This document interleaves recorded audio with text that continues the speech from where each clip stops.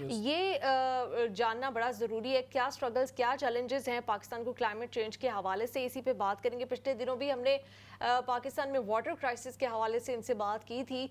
Professor Shafiq Ahmad combo साहब ने हमें ज्वाइन कर लिया है। इनकी बाकायदा रिसर्च है क्लाइमेट चेंज के ऊपर और पाकिस्तान को आने वाले दिनों में क्या मुश्किलात हो सकती है उसके ऊपर, तो उन्हीं की जानिब चलते हैं। अस्सलाम वालेकुम, बहुत शुक्रिया सर, आपने हमें ज्वाइन किया। आपसे पिछले दिनों भी बात हुई थी, उस वक्त भी आप यही कह रहे थे कि पाकिस्तान के लिए चैलेंजेस बढ़ने वाले हैं क्लाइमेट चेंज की वजह से, और अब तो हम सब अपनी आंखों से विटनेस कर रहे हैं कि जिस तरह से ये जो तबाही है, इस्लामाबाद जो पाकिस्तान का एक मॉडल सिटी है जिसमें पानी भी हमने खड़ा होते नहीं देखा, वहां तक इसकी तबाही पहुंच चुकी है। किस तरह से आप रीड कर रहे हैं इस तमाम तरह सिचुएशन को? जी, वालेकुम सलाम नीलम और अहमद शाहीन।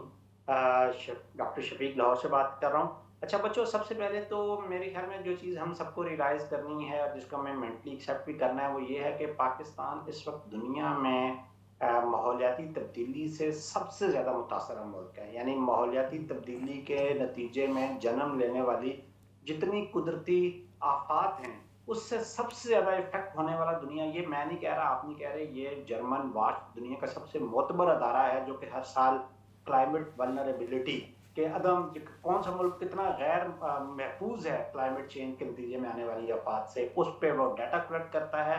तो 2025 में सबसे ज्यादा जो मुतासरा मुल्क है क्लाइमेट चेंज इंड्यूस्ड इवेंट से वो पाकिस्तान है। तो इसलिए अब हमें इसको एक नए नॉर्मल के तहत लेना चाहिए, इस तरह के वाकयात को न्यू नॉर्मल। ठीक है, माजी में भी पाकिस्तान में क्लाउड ब्रश के वाकयात होते थे लेकिन सालों में कोई एक वाकया होता था।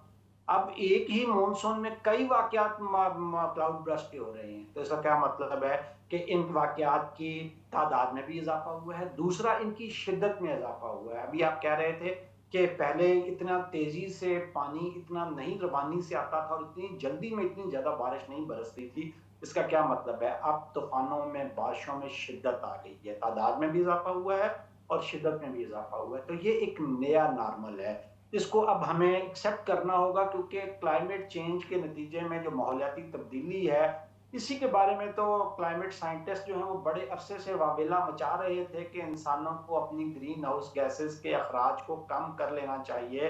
हम जितने जो है संगदिली के साथ अपने माहौल के साथ अपने एनवायरनमेंट के साथ खेल रहे हैं और जित बड़ी तादाद में हमने ग्रीन हाउस गैसेस का अखराज करना शुरू किया है, नेचर को तबाह करना शुरू किया है, तो इवेंचुअली इसकी रिपरकशन जो इसके मनफी असरात हैं वो जल्दी हमें देखना पड़ेंगे। और उसके लिए एग्जैक्टली उन्होंने 2025 की ही टाइमलाइन दी थी कि इसके बाद हर साल हालात बिगड़ते जाएंगे अगर इंसानों ने अपने जो है ह्यूमन एक्शंस को जो जो जो ये एंथ्रोपोजेनिक एक्शंस हैं इनको अगर हमने दुरुस्त ना किया तो वो हम अपनी अब आंखों से देख रहे हैं। तो पाकिस्तान में जो आप कह रहे हैं उसकी रीजन यही है कि पाकिस्तान सबसे ज्यादा मुतासरा मुल्क है और मुतासरा मुल्क होने की वजह से हमें यहाँ पे इस तरह के इवेंट्स जो हैं वो बहुत नजर आ रहे हैं आपने। अच्छा, ये सिर्फ पाकिस्तान की मैं बात नहीं करूंगा, वर्ल्ड वाइड आप देखें तो ये इस तरह के वाकयात हो रहे हैं। आप इस साल जरा ये जुलाई देखें, दुनिया की तारीख में सबसे गर्म तरीन जुलाई है ये यूरोप के लिए, टेम्परेचर 40-45 पे जा रहा है। ठीक है, साउदर्न यूरोप के अंदर कई मुल्कों के अंदर जंगलात में आग लगी हुई है, तुर्की से लेकर यूनान से लेकर पुर्तगाल तक 2000 लोग मर चुके हैं या अभी तक हीट वेव्स की वजह से इस गर्मियों के अंदर।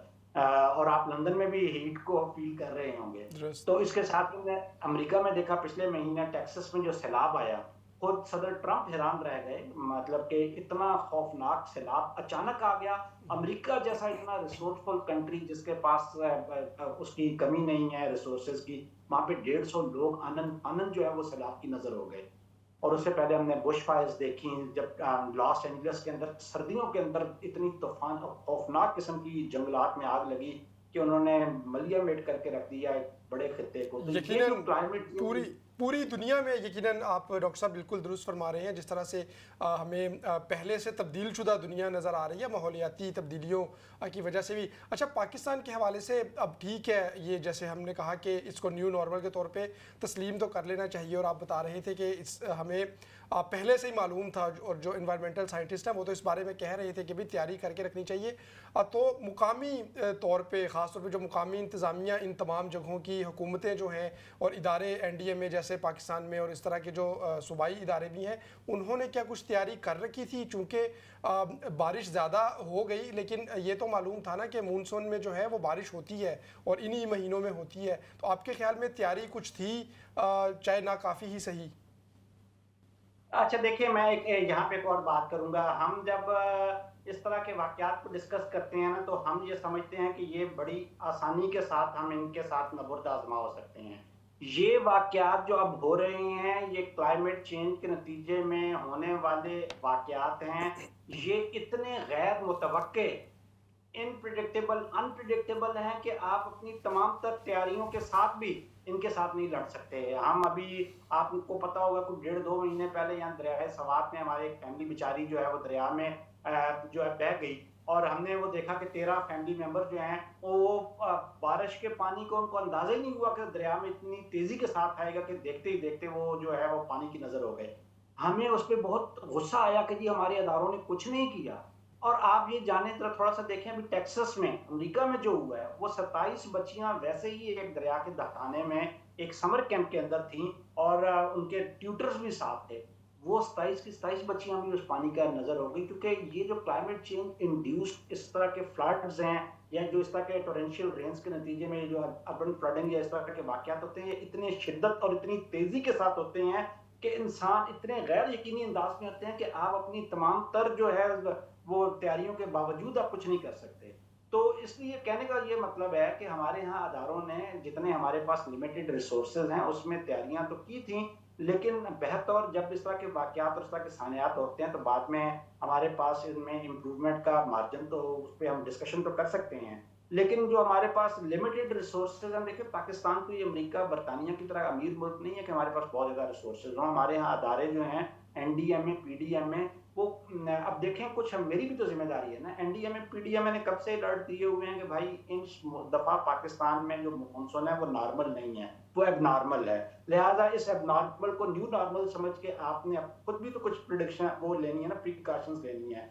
मैं देख के जाऊं कि मैं जिन महीनों में, जिन हफ्तों में, दिनों में मैं जा रहा हूँ यहाँ पे एक्सकर्शन करने के लिए, तफरीरी करने के लिए, क्या ये वहाँ पे मौसम और हालात साजगार भी होंगे कि नहीं होंगे।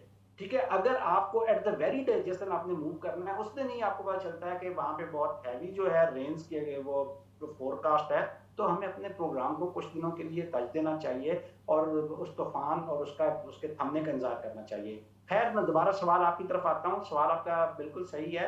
हमारे यहाँ अदारों ने अपनी कैपेसिटी के मुताबिक काविशें की हैं, लेकिन चूंकि ये क्लाइमेट चेंज से आने वाली तबाहियां हैं, ये इतनी गैर यकीनी हैं कि आप अपनी तमाम तर काविशों के बावजूद जो है इससे, जैसे अभी हम बात कर रहे थे जो कल बाबूसर टॉप पे हुआ है, उस इलाके के मकीन जो हैं, जो सदियों से वहां पे रह रहे हैं, उन्होंने भी कभी इस तरह से अचानक इतने बड़े पानी के रेले को आते हुए नहीं देखा था। और उसमें मकामी लोग भी 2 जो हैं वो बेचारे शहीद हुए हैं, इस पानी की नजर हो गए हैं। तो यानी उसकी रीजन क्या है कि उनको अंदाजा ही नहीं हुआ कि 30 मिनट के अंदर अंदर वो इतना बड़ा पानी का रेला आया कि उसने फिर आगे आने वाली हर चीज को कस्सो-फाशात की तरह मिटा के रख दिया है। डॉक्टर साहब, तो फिर किया अदारे क्या जाए?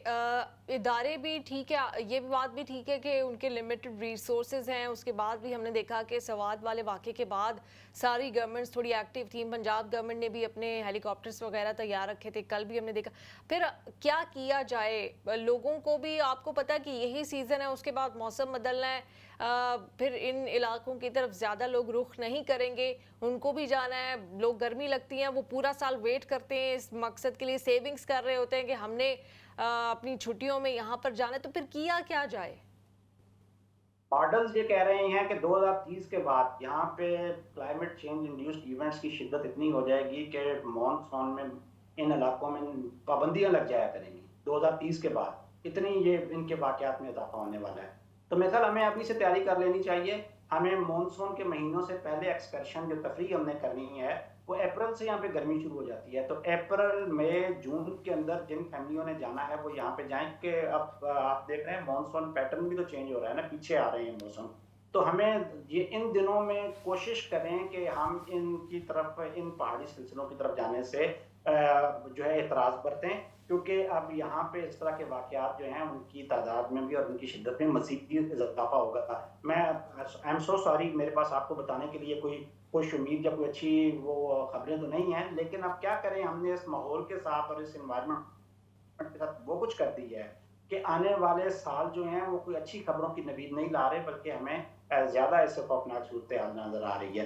तो इसमें मेरे ख्याल में बतौर एक टूरिस्ट के तौर पे मुझे एक रिस्पॉन्सिबल टूरिस्ट का जो है वो, क्योंकि हम में से ज़्यादातर लोग यहाँ पे तफरीह करने ही जाते हैं ना, तो मुझे मेरे मोबाइल फ़ोन के अंदर लेटेस्ट जो है वो कोई ऐप होनी चाहिए।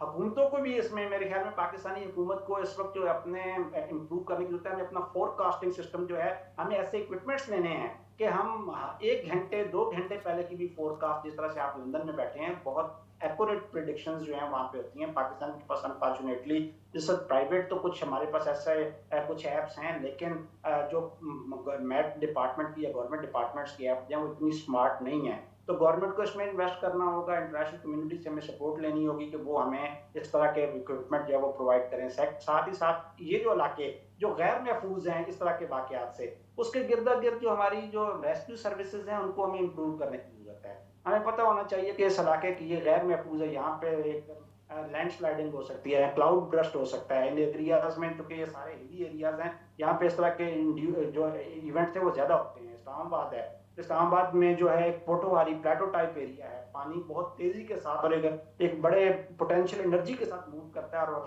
रास्ते में आने वाली हर चीज को उड़ा के ले जाता है।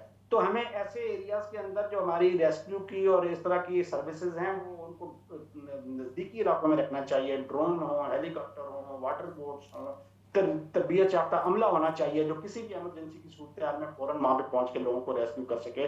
लेकिन साथ ही साथ मेरी भी जिम्मेदारी है, मैं भी देखूं कि भाई इस दफा भी अगला हफ्ता पूरा जो है वो रेंज की प्रेडिक्शन है, फोरकास्ट है, तो मैं इस हफ्ते के लिए अपना जो है प्रोग्राम उसको जरा पोस्टपोन कर दूं। अभी आप देखिएगा 1 महीने बाद फिर यहाँ गर्मियों का मौसम आना है। मौसम चूंकि अतल पतल हो गए हैं, सर्दियां तो दिसंबर में जाके कहीं आती हैं, तो ये जरा बारिशों का थोड़ा सा दिन थम लेने दें, ये अगस्त के एंड पे जाके और फिर नवंबर तक गर्मी रहनी है, तो हम इन पुरफिजा मकामात पे जाने के लिए भी हमारे पास एक सीजन और पड़ा हुआ है। यकीनी तौर पे। अच्छा सर, आपने बात की कि हर शख्स को जो है अपनी जिम्मेदारी को भी देखना चाहिए।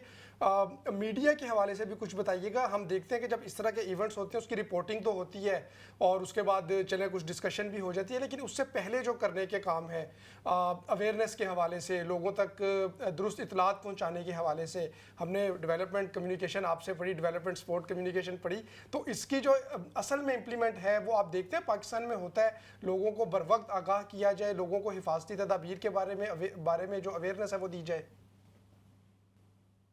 ये भी है, मैं अगेन वो कह रहा हूँ, इसमें यहाँ बड़ी एक कोताही है अदारों की तरफ से कि वो एनडीएमए पीडीएमए बस वो अपनी तरफ से एक प्रेस रिलीज इशू करके और वो समझते हैं कि हमने जनरल अवेयरनेस का, पब्लिक अवेयरनेस का काम जो है वो पूरा कर दिया।